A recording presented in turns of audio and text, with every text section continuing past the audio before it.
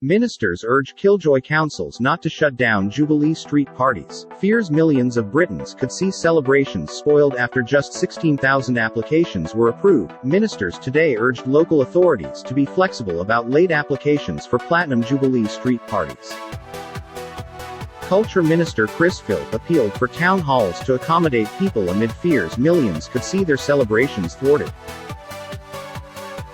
Tory MPs have hit out at council killjoys amid warnings that residents should not go ahead with unauthorised bashes to mark the Queen's 70 years on the throne.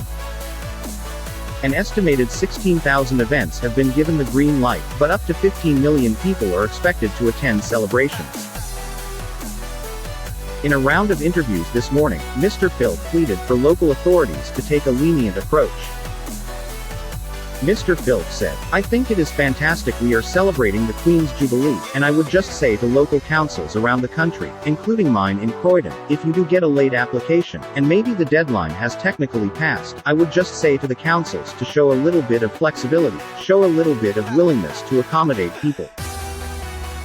And if you are at all able to, please do grant these requests, even if they are maybe technically after the deadline."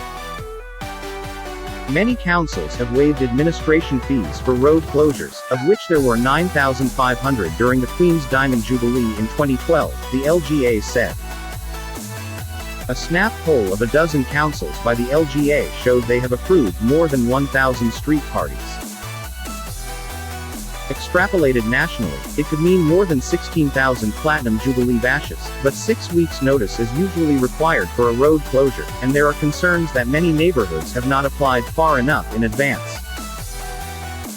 Tory MPs have been urging town halls to clear the way for more events. Ministerial aide Richard Holden told the Telegraph, "The Platinum Jubilee marks a unique moment in our nation's history, that families in cities, towns and villages across Britain are looking forward to joining together in celebrating.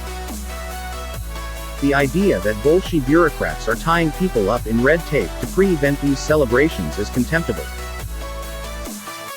Councils should clear the way to let these historic national celebrations go ahead so that friends and families can celebrate together this weekend."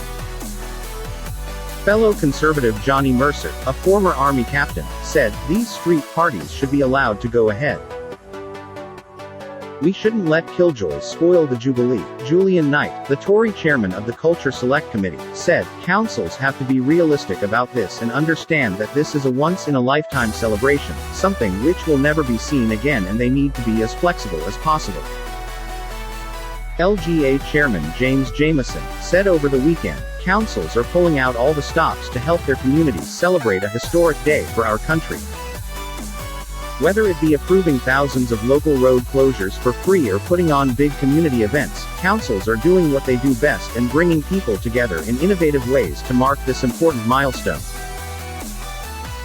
After 2 tough years at the height of the COVID-19 pandemic, we hope that this time will allow people to raise a toast and celebrate with their loved ones and neighbours. Commemorative tree planting is underway in some areas as part of the Queen's Green Canopy initiative, and libraries are gearing up for the Big Jubilee Read campaign celebrating books by authors from across the Commonwealth published during her 7 decades as sovereign. Councils including Wyre Forest, Gedling and Surrey Heath are hosting Jubilee events such as beacon lighting, picnics and tea parties. Hertfordshire County Council has received a record 475th street party applications, while the London Borough of Wyre Forest has approved over 100 events and is putting on a mile-long street party.